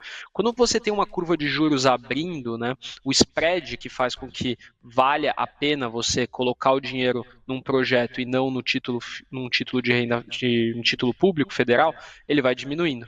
Quanto mais esse spread diminui, menos atrativo se torna você investir em projetos. Por que aí você vai falar, pô, mas você acabou de falar que o fundo de infraestrutura está captando, qual que é a diferença? O regime tributário. Porque quando você compra, como o regime tributário faz a diferença. Exato. Porque aqui a gente está falando, né, você é taxado ali 15%, 20% investindo numa ação dessas. Num fundo de renda fixa, não. Então, assim, você tem uma garantia de um regime tributário. O trade ele acaba ficando muito mais em ganhar em cima da isenção fiscal do que, de fato, no ativo que você está investindo. Não que essas empresas sejam empresas ruins, muito pelo contrário. Só que o que acontece é, quando você tem um ativo que ele é atrelado a uma TIR de projeto, é natural que quando você tem uma abertura da curva de juros, o custo de oportunidade mate esse projeto. Ponto final. É assim que funcionam esses ativos de infraestrutura. 10:12. Grande Gabriel. Bom, meu parceiro, vou fazer a abertura das Blue Chips, vem o seu destaque final e aí eu repercuto com o Coutinho aqui as cotações que mais chamarem a atenção, assim como os pedidos da audiência, porque 10:30 tem inflação ao produtor nos Estados Unidos. Fique conosco aqui na TC News, você não perde rigorosamente nada. Olha só, amigos, Ambev no 0-0 a 11,25, setor financeiro na sequência, B3, que fase da B3, abaixo dos 10, 9,77 é o preço, 0,20 de recuo. Banco do Brasil estável a 24,23, Bradesco estável a 11,23, Itaú Unibanco estável a 30,83, Santander subindo 0,30 a 23,95. Tá rolando meio que um compasso de espera, vocês não acham não? Aí nós temos o Quarteto de Ferro, CSN, respondendo ao minério de ferro mais destravado lá em Singapura, de volta aos $100 a tonelada, avançando 0,40 a 7,71. Gerdau subindo 0,60 a 17,9. Uzi Minas subindo 0,40 a 4,77. E claro, Vale subindo pelo menos 1% a 52,2. Lembrando que ontem Vale estava subindo com freio de mão puxado, na verdade caindo para ser preciso. Veio a abertura nos Estados Unidos, no mercado à vista, e Vale deu uma virada, uma puxada extraordinária. Caía 0,70, foi subir mais de 1%. E tem uma tática que muito trader usa. Olha como é que no mercado internacional estão se comportando BHP, Rio Tinto, e aí a partir da abertura do mercado à vista nos Estados Unidos, se houver uma toada de alta desses pares da Vale e a Vale tiver largado as traças aqui no mercado brasileiro, esse investidor já calcula, esse trader já calcula, vai abrir os Estados Unidos e possivelmente venha o fluxo comprador para a Vale aqui do gringo, porque no mundo as empresas pares estão avançando. Dito e feito. E ontem quem fez esse trade foi o Fernando Marques. Explicou pra gente aqui no Manhã TC News. Conseguiu surfar essa alta da Vale. Então, modo de dizer, essa alta de 1% já é alguma coisa. Mas se ela estiver tímida, próxima às 11h30, considerando os pares, pode ser que a gente tenha um aumento de fluxo comprador a partir da abertura do à vista americano nisso. Aí nós vamos para Eletrobras, queda de 0,20, 33,88 é o preço do papel ordinário. Eletce está em 37,44, avança 0,11. Embraer 0-0 a 56,55. Magalu subindo 0,30 a 5,83. Petrobras avançando 0,15. Petri 3,41,2, Petri 4,37,11. É uma dinâmica de freio de mão puxado, né? Ah, eu compro Petrobras porque o petróleo está valorizando, mas ao mesmo tempo você não tem a mínima ideia se isso vai ser repassado para as margens da companhia com o reajuste nos preços. Então a Petrobras ela sobe meio a reboque do petróleo, mas com freio de mão puxado. Suzano está avançando 0,24 a 62,22 e VEG avança 0,17 a 53,34. O destaque final é seu, Gabriel Junqueira. Bom, Léo, meu destaque é que ele vem ali pelo relatório que eu comentei. Eu acho que o setor de produtores rurais, né, que ele é composto por SLC, Brasil Agro e a Terra Santa, é um setor que ficou muito para trás e que vale a pena a gente olhar, porque esses valuations, quando comparados ao Net Asset Value das empresas, né, o NAV, uma forma ali de você quantificar o valor das fazendas, da infraestrutura, tem descontos relativos aí, históricos muito grandes, então vale a pena a gente olhar para médio e longo prazo, que são papéis muito interessantes, não? Olha, a gente vai falar de MRV. MRV vai chamando a atenção, Gabriel. De repente é interessante te ouvir a respeito. Nós temos prévias no horizonte dos próximos dias e a MRV soltou a sua. Somou 2,6 bilhões de reais em vendas na incorporação do quarto trimestre. Tá aqui, ó. Se você considerar vendas líquidas no quarto tri, o crescimento foi de 19,2% ante os últimos 3 meses de 23. Geração de caixa, fluxo positivo de 422 milhões de reais para o segmento acumulado de 24. A previsão da empresa orbitava entre 300 e 400 milhões, quer dizer, em média 350. Números financeiros serão anunciados só no dia 25 de fevereiro, mas a previsão da MRV é de lucro líquido entre 250 e 290 milhões de reais em 24 para a divisão de incorporação, margem bruta entre 26% e 27%. Eu queria achar também aqui um parágrafo que fala da Resia, quer ver? Aqui, a prévia da Resia. Entre as subsidiárias do grupo, a norte-americana Resia, que está sob uma nova estratégia voltada para a simplificação de suas operações e desalavancagem do grupo, teve queda de 14,4% ano a ano no valor geral de vendas, a 226 milhões de reais. A operação americana tem sido prejudicada por juros ainda elevados no país e totalizou uma geração de caixa de 74,5 milhões de reais no período, contra um consumo de 40,2 milhões no quarto tri de 23, ou seja, melhorou também a situação. Mas ainda assim, a Resia encerrou 24 com uma queima acumulada de 453 milhões de reais, puxada por investimentos em novos projetos que totalizaram 1,06 bi. Vamos lá, Gabriel, um comentário fundamentalista, sei que eu já estou abusando hoje, e aí o Coutinho nos leva para o gráfico. Você. Não, Léo, é sempre à disposição aqui do pessoal da TC News aqui para falar. Eu dei uma olhada assim nos números aqui, achei que foram números fortes de vendas aqui, bem sólidos. Acho que a MRV é uma empresa que sofreu bastante ali com a reestruturação da Resia, toda essa parte do ciclo imobiliário. É até uma surpresa, né, num ambiente ainda de juros ruins, né, a empresa conseguir performar. Mesmo assim, a gente está falando de uma empresa de baixa renda que tem uma dinâmica um pouco diferente por conta dos incentivos do governo. A única coisa, né, que não foi positiva nesses números foi o fluxo de caixa, né, que a gente teve aí uma geração de 370 milhões, só que só 273 só de securitização, né, de títulos emitidos, né, então o dinheiro entrando ali, o que faz ali essa redução desse caixa gerado ser maior, né, então não ter sido assim um caixa tão abrupto quanto eles colocaram na prévia operacional, mas é natural, o mercado reagindo bem, acho que a empresa está dando um turnaround interessante, tanto ela quanto o Tenda são os casos de turnaround ali no mercado de baixa renda e imobiliários que parecem bastante interessante de alocação, Léo. Gabriel, meu parceiro, obrigado, até amanhã. Eu que agradeço, Léo, um grande abraço a todos e até amanhã. Valeu. Coutinho no PIC MRV, vambora, porque em 11 minutos tem inflação ao produtor nos Estados Unidos. Vai, Coutinho. Lateralizado, restrito 4,96,571, região de compra sem figura gráfica. Além de sem figura gráfica, o ativo está praticamente lateralizado desde o final de novembro do ano passado. Então, se você der uma puxadinha rápida, você tem aqui 27 candles, ou seja, um mês e pouquinho. Ativo para mim, manutenção, não faria nada. Quem está comprado está bem comprado. O ativo não dá viés nenhum de saída. Eu eventualmente aguardaria mais um pouco, no detrimento de eventualmente se posicionar agora e ficar com esse troço de lado. Guto Cerávulo traz o destaque inicial dele na Central TC Investimentos num dia agitado. Por quê? Porque o PPI nos Estados Unidos vem aí. Guto, bem-vindo. Bom dia. O destaque inicial.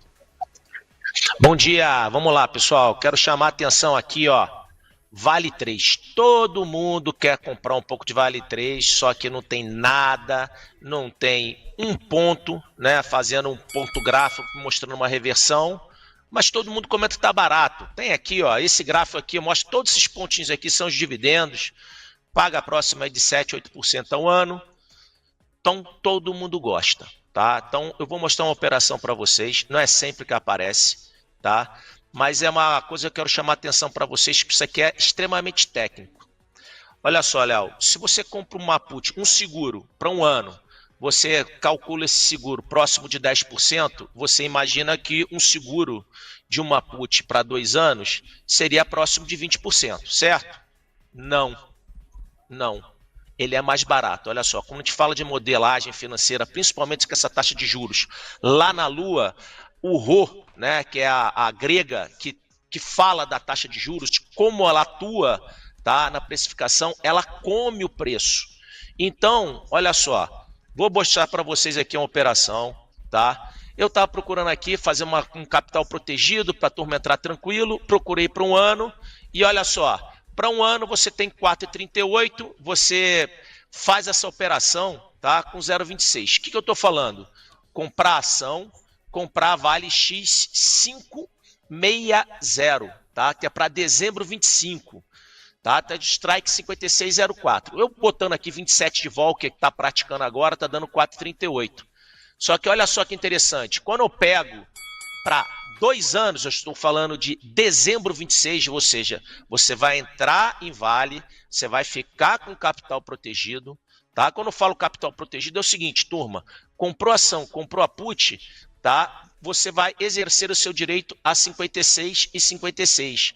E você está gastando agora 56,74. Para quem quiser olhar, tá? Pode olhar, ó, Vale X57.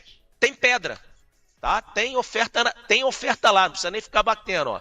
Tem uma ofertazinha lá a 5,23. Ou seja, você consegue comprar ação, consegue comprar put, ficar com capital protegido. Tá? Então você pode fazer uma compra estrutural, é igual comprar um terreno, ô Léo, você vai comprar um terreno acreditando que ele vai se valorizar, entendeu? Se der tudo errado, você exerce seu direito aqui por 56,56. Você está gastando agora para fazer na pedra, não falando nem de buscar preço, tá? De tentar arbitrar, ele vai pegar um preço melhor, 56,74. Tá? Então você compra ação, compra put, fica protegido, consegue carregar. Detalhe, todos os dividendos, eles vêm para você, tá? Então, além de você ficar com o capital protegido, vai receber os dividendos e pode, né, surfar aí uma melhora no cenário, né, aqui no Brasil. Como eu falei, não tem nada, né, assim, vale o gráfico, o Coutinho pode até comentar, é queda, galera, não tem que dizer, tá caindo, mas está em região de compra. Por suporte. Boa. Então, para quem quiser, aí a oportunidade. Vale X57. 10h23, Coutinho, direto para o gráfico de Vale. Vale que vai reagindo em função do destravamento lá pela China, pois não? Valecita. Vale 3 na tela, canalzão de baixa, tava olhando aqui enquanto o Guto pegava e falava. Ativo cota 5186. Canalzão de baixa, não tem nem o que falar, ainda tem um envelope para dificultar um pouco mais as coisas. Objetivo 48,92. Senhoras e senhores, 10h24, estamos inaugurando a cobertura especial da inflação ao produtor nos Estados Unidos. Vem aí, na faixa das 10h30, o número absoluto, que para muita gente é a antessala da inflação ao consumidor. Numa narrativa que voltou a pesar mais a inflação do que o mercado de trabalho, isso fala por si. Coutinho, dólar e índice, para a gente entrar nessa cobertura. Qual que é o comportamento de momento, graficamente falando? Pesou, o índice agora deu uma bela pesada. Virou, vou colocar, né? Olha só, gráfico de 15, se você quiser, vamos jogar no de 4. No de 4 a gente vê aceleração. Mercado gapa para cima, cai. Cota 119,625, se aproxima do nosso 119,480. Já o dólar no 0 a 0, gráfico de 4 minutos do seu lado direito. O dólar permanece lateralizado, desce, sobe, praticamente na mesma região e na mesma média. Tabela da volatilidade na tela, DXY 109,67 pontos, é um incremento de 0,15. O VIX chega a essa cobertura, ele estava nos 18, já a 19,3 pontos, é uma alta de 0,78%. Yields de 2 a 4,40 são estáveis, yields de 10 a 4,79 estáveis também. Há um compasso de espera, é inegável. O Diego Kerber fala dos índices acionários do pré-mercado americano, pois não, Diego? Que estão todos em compasso de espera, Léo, próximos do 0 a 0. Agora o Dow Jones Futuro avança 0,06% apenas. O S&P 500 Futuro tem alta de 0,05%, enquanto o Nasdaq Futuro avança 0,03%. Já o Russell 2000 também está nessa toada de compasso de espera, porém com uma alta levemente maior, de 0,15% agora nos 2.200 pontos. Atenção, hein?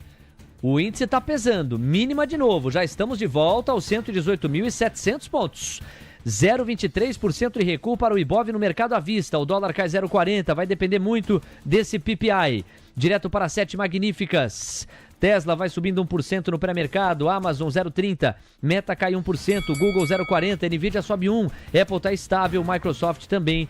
Fotografia, portanto, do pré-mercado americano. Léo, o que é que está em jogo na inflação ao produtor? Eu conto para você.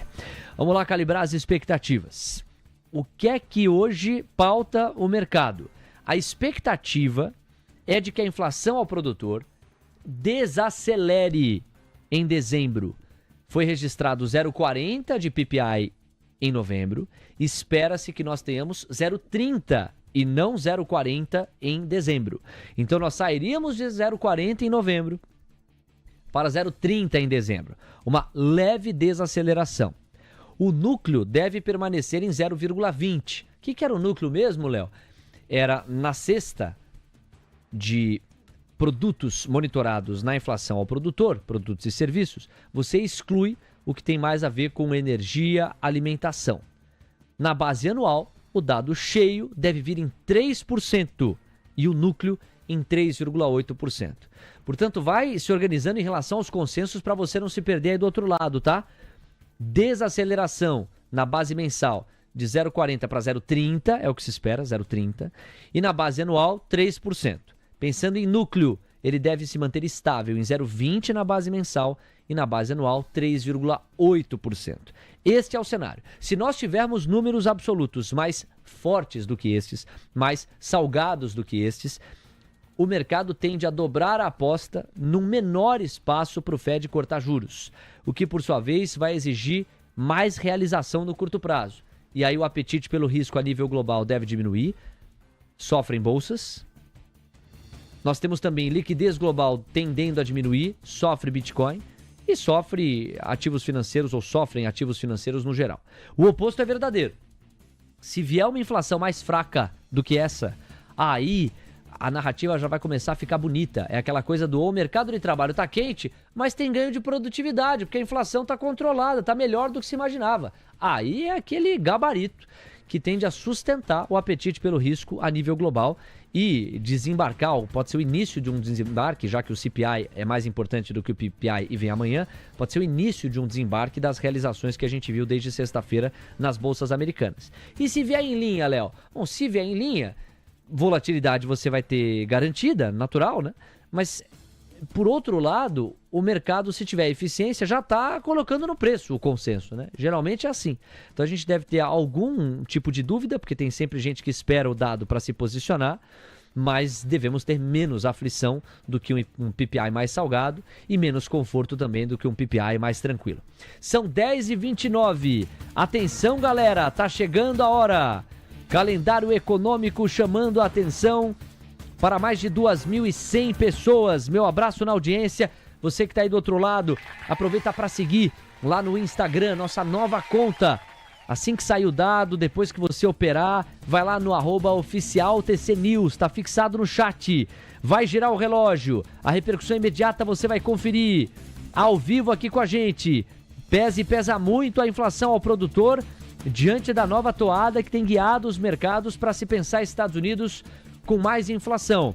São 15 segundos, quase uma contagem regressiva nos 10 para a gente ter acesso aos números. A inflação cheia ao produtor em dezembro, a inflação anualizada ao produtor em dezembro, a média dos preços a que os produtores têm se exposto. Atenção, vem mais fraco e bem mais fraco. Isso aqui pode ajudar muito o apetite pelo risco. Veja o impacto imediato.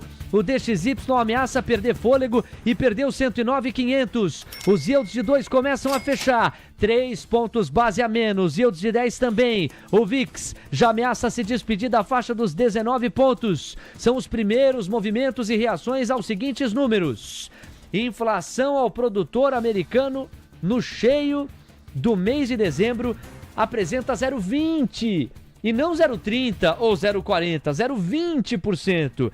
Inflação na base anualizada chega a 3,3% e não 3,5%, como se imaginava como consenso, ou 3,4%. O Diego traz pra gente o núcleo da inflação ao produtor, também melhor do que o que se imaginava, não é isso, Diego? E não só isso, Léo, veio estabilizada sem inflação no núcleo do PPI, quando se esperava 0,3% de avanço no núcleo, tendo vindo de 0,2%, ficou no 0 a 0. Já na base anualizada, ficou em 3,5%, também bem abaixo do que o mercado antecipava em 3,8%, tendo vindo de 3,5%, ou seja, manutenção em relação à última leitura, Léo. Amigos, A reação também é imediata aqui no Brasil, com o dólar encontrando mais terreno para realizar.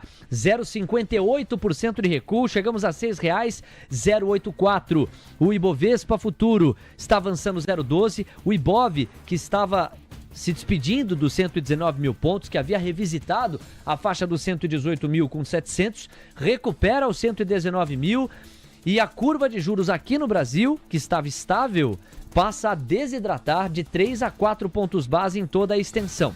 Vamos ter calma no sentido de que a inflação ao consumidor a que pesa mais para a tomada de decisão do investidor. Mas também saibamos reconhecer que a inflação ao produtor já calibra a expectativa para a inflação ao consumidor e está sendo suficiente por hora para limitar a realização das bolsas americanas, movimento que começou ontem e está tendo sequência hoje. Eu passeio nesse sentido pelas 7 magníficas. Olha o que acontece, amigos. Tesla, quase 3% de ganho no pré-mercado americano. Estava subindo 1 agora há pouco. Chega a 3. Amazon subindo 1,20. Meta está no 0 a 0, caía. Google está subindo 0,80, olha a Nvidia, superando a queda de ontem, sobe 2,29. Apple subindo 0,50, Microsoft 0,60 e o Diego Kerber traz Dow Jones, S&P, Nasdaq, Russell 2000 futuros. Pois não, Diego? Todos eles aceleraram muito forte a sua alta, tá, Léo? Engataram a quinta marcha de uma vez, saíram da primeira, foram para a quinta de uma vez. 0,52% de avanço para o Dow Jones Futuro agora, 0,64% de alta para o S&P Futuro, 0,78% de avanço para o Nasdaq Futuro, enquanto o Russell 2000, este foi na sexta marcha mesmo, 1,25% de avanço agora para o Russell 2000, já está nos 2.224 pontos. 10 horas 33 minutos, a emoção do pregão tá aqui na TC News. E agora, a nossa estratégia de cobertura, ela passa por uma bifurcação.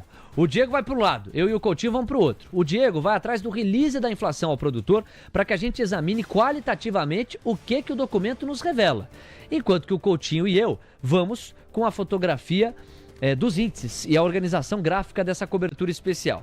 Coutinho, vamos começar então da porta para dentro. A moeda americana acentuou o viés de baixa, perdeu a faixa dos 6,10, depois 6,9 e agora ameaça perder a faixa dos 6,8. Já está praticamente no 6,7, recua 0,64%, a mínima intradiária ficou em R$ 6,080. Nós estamos rondando exatamente essa região, ela pode ser perdida a qualquer momento. Bora. No caso do dólar 6,082 era o nosso número. Eu coloquei aqui, pessoal, só para mostrar os candles, eu tô em gráfico de 1 minuto, tá? Dólar baixista, cai, corrige, cai, lateraliza, cai. O dólar vai dar uma sambada no 82 agora, que é aquele ponto mais antigo nosso. De qualquer forma, já montou aí um envelopezinho de baixa, a priori o dólar, objetivo para quem quer o curtíssimo prazo, R$ 6,073. Olha o tamanho do candle no caso do índice, na hora da sinalização. O gráfico pegou e deu uma estourada, então o índice agora deveria subir a 120, 157, um pouquinho mais baixo, foi até o 0,48, já abaulou e já começou a fazer novo movimento de correção. Então atento, o índice a priori ponta vendida no curtíssimo, dólar ponta vendida no curtíssimo. Perfeito, Coutinho, são os destaques iniciais. Agora a gente olha para alguns personagens que nos Estados Unidos podem antecipar os movimentos brasileiros. Veja, o DXY está praticamente no 0 a 0, 109,590. Se a gente tiver uma perda do 109,500, certamente o dólar aqui pode encontrar mais terreno para realizar. Qual que é o desafio gráfico para a gente ver esse DXY se despedir do 109,5 e quem sabe voltar para o 108,900? Difícil? Difícil, Léo. Olha só, quando você olha no gráfico, você tem aqui sobe, lateraliza, sobe, corrige, sobe, ou seja, o DXY está extremamente bem montadinho, com figuras gráficas bem montadas, mas ok, né? Precisamos dar essa informação. Então, o que tem que acontecer para o DXY pegar e inverter? Eu vou fibar esse cara? Posso fibar ele daqui até aqui, por exemplo. Então pronto. O DXY tem que perder, anota, 108,65.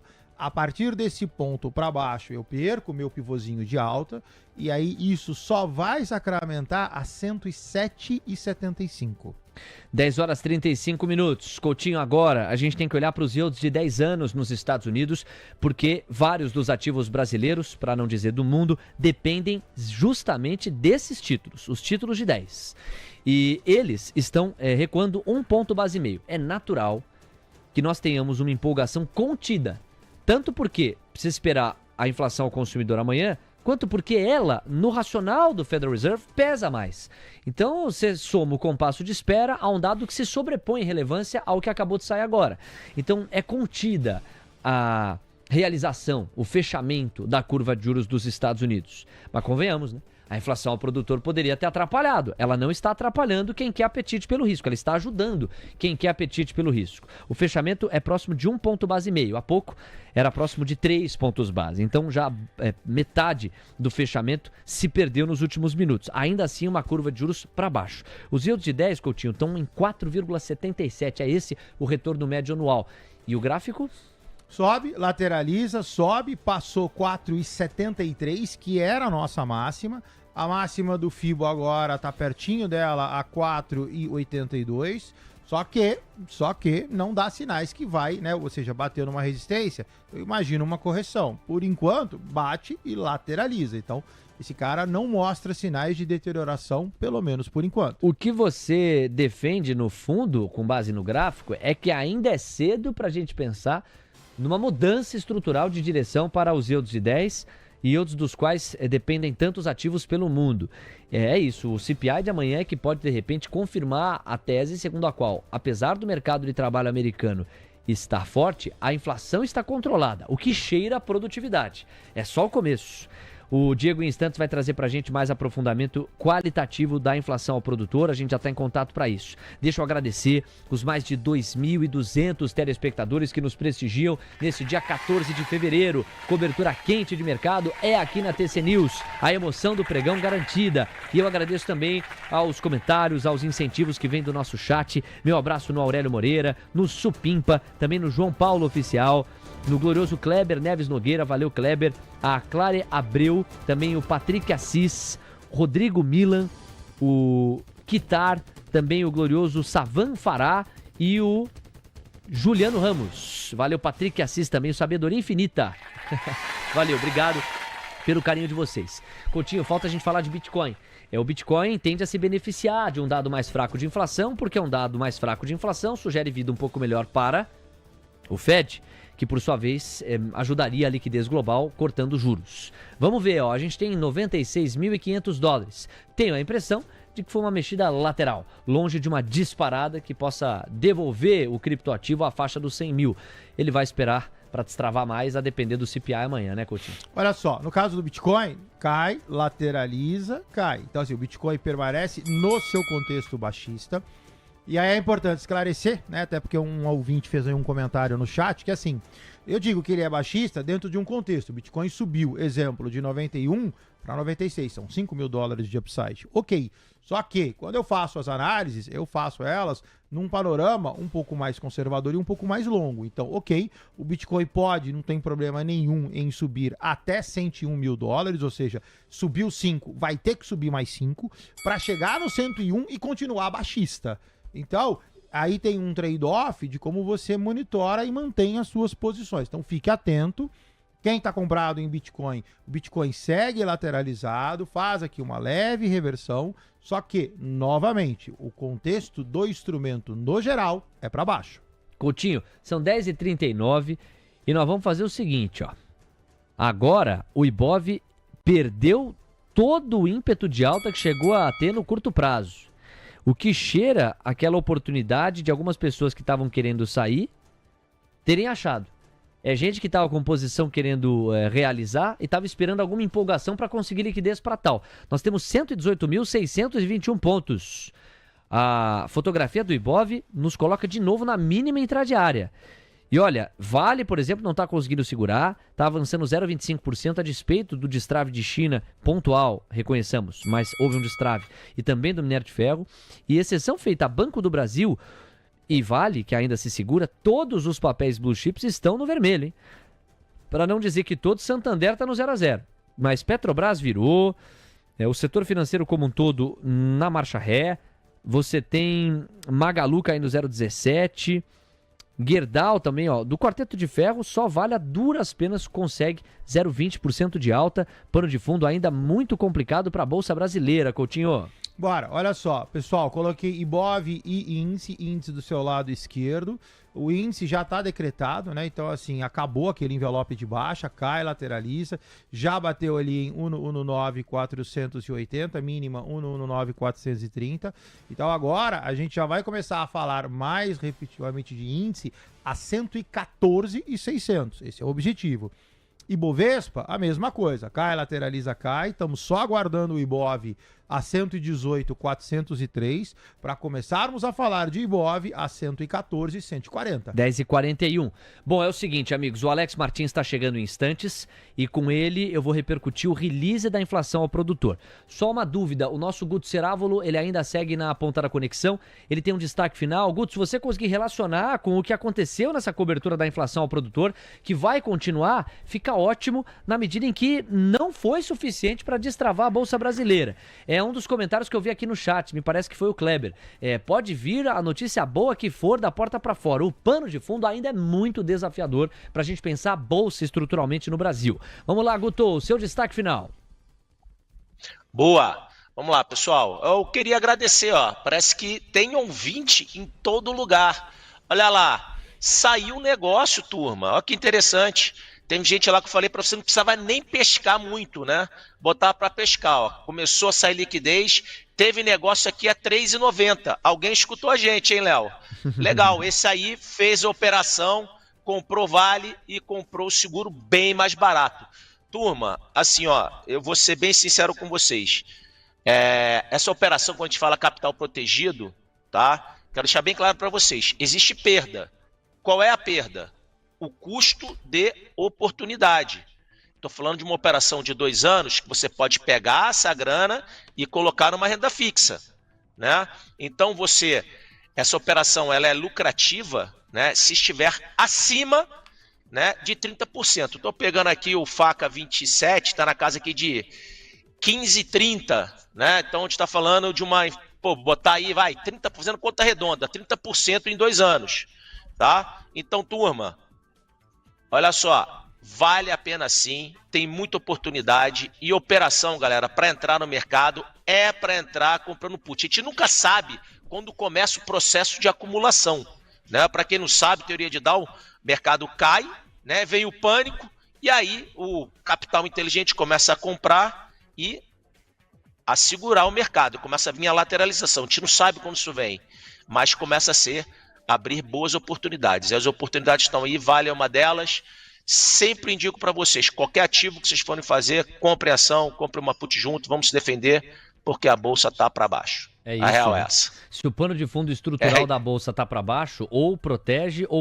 Guto, muito obrigado. A gente volta a conversar amanhã, meu parceiro. Um beijo no coração, faca na caveira, dinheiro na carteira. Chicote neles, turma. Valeu, Guto, tamo junto. Claro que o contraponto ao que eu acabei de falar é o horizonte. Se você tem um horizonte mais longo, não há dúvida que tem muito múltiplo amassado. Mas a desesperança aqui no curto prazo, dificilmente a gente vê esses múltiplos se desamassarem. São 10h44. Bom, Coutinho, a gente vai se despedir de você olhando dos ativos que respondem com coerência ao pano de fundo que a inflação ao produtor sugere. Olhando para a Nvidia e olhando para a Tesla. Esses papéis estão no pré-mercado americano de maneira coerente com o que a gente entregou, reagindo de forma positiva. Tesla está avançando quase 2,7%. $403,31 foi o fechamento de ontem, então você embutiria mais uma alta de 2,7% se mantida a variação percentual do pré-mercado para a abertura do à vista às 11h30. E a Nvidia que está avançando 2%, anulando a queda de ontem, que foi exatamente nesta proporção. Vai lá, Coutinho. Bom, vamos lá, pessoal. Tesla é importante aqui. Tesla tem um trade-off.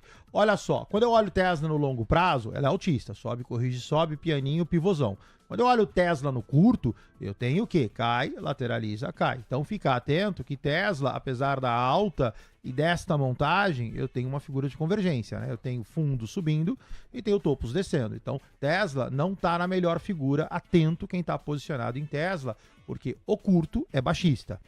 Quando eu vou para a Nvidia respeitou toda aquela análise que a gente fez, lembra? Recordar é viver. Canalzão, não tinha figura gráfica. O que eu falei? Nvidia deve descer simplesmente por uma questão harmônica. Então, Nvidia desceu NVIDIA cota 133 dólares e 23, muito próximo da região de suporte, já pode considerar. Então, NVIDIA, a partir desta região, poderia repicar, o que chama uma compra especulativa para quem curte o NVIDIA. Ainda acho que NVIDIA não é papel para ter na carteira nesse momento, mas para quem gosta deste tipo de operação, parte inferior do gráfico, região de compra, não tem o figura, compra especulativa com stop curto. Coutinho, muito obrigado. Mais um dia juntos aqui na Trincheira. A gente vai dar sequência à cobertura especial do PPI, agora com o Alex Martins e com o release, cujos highlights o nosso Diego Kerber já separou. A gente volta a se encontrar amanhã. Obrigado, queridão. Tamo junto. Tchau, Eu que tchau, agradeço. pessoal. Tchau. Ah, o Coutinho, Fala. 5 segundinhos. Convoca a galera pra seguir o @oficial TC News, vai. Bora, pessoal. Ele tá mal acostumado, menino. Vamos de novo mostrar pra ele como é que funciona. Abre o Instagram. Vamos lá, abre o Instagram. Tranquilão. Sem toda a calma e toda a paz do mundo. Agora clica na lupa, parte inferior ali pra você buscar. Em cima, oficial TC News. Tranquilo, tranquilo. Aumenta o som aí, sonoplasta. Vai lá, Joselito. Vamos lá, vai. Achou? Então vamos lá. Seguir no botãozinho azul. Esse é o perfil novo da TC News, oficial TC News. Gostei, Fechou? gostei. Tranquilo, tranquilo. Ó, já são 350 seguidores, tá também lá no nosso chat fixado pra você seguir a TC News, tá aí na tela. A gente teve que reinaugurar o perfil e contamos com a ajuda de vocês, porque nós tínhamos quase 20 mil seguidores e desde setembro não foi possível mais acessar. Nós tentamos de tudo, fizemos das tripas coração, mas infelizmente não conseguimos um retorno do grupo Meta que viabilizasse acessar novamente a nossa conta. Perdemos um trabalho de muitos anos dedicados. Nós tínhamos a opção de sentar e chorar ou fazer um novo perfil. E assim fizemos, tão logo foi constatado que não haveria condição de reacessar o perfil anterior. Mas pra gente encorpar, precisamos muito de vocês. Então, @oficialtcnews lá no Instagram. Já temos 350, perto de 2.100 simultâneos. Tenho certeza que a gente consegue avançar muito mais. É a campanha Prove que você não é um robô. Siga @oficialtcnews. Tchau, Coutinho. Vamos Até botar uma amanhã. meta? Quando é que a gente vai ter os 20 mil de novo? Você sabe que eu sou cara de meta, né? A meta é 1.000 essa semana. 1.000 essa semana? 1.000 essa semana. Então tá bom. Estamos na terça, dá pra chegar. Dá pra mas chegar. temos que correr, não dá pra deixar pra última hora. Deixa comigo. Tchau, Coutinho. Tchau, lindão. Tchau, Obrigado. pessoal. Valeu.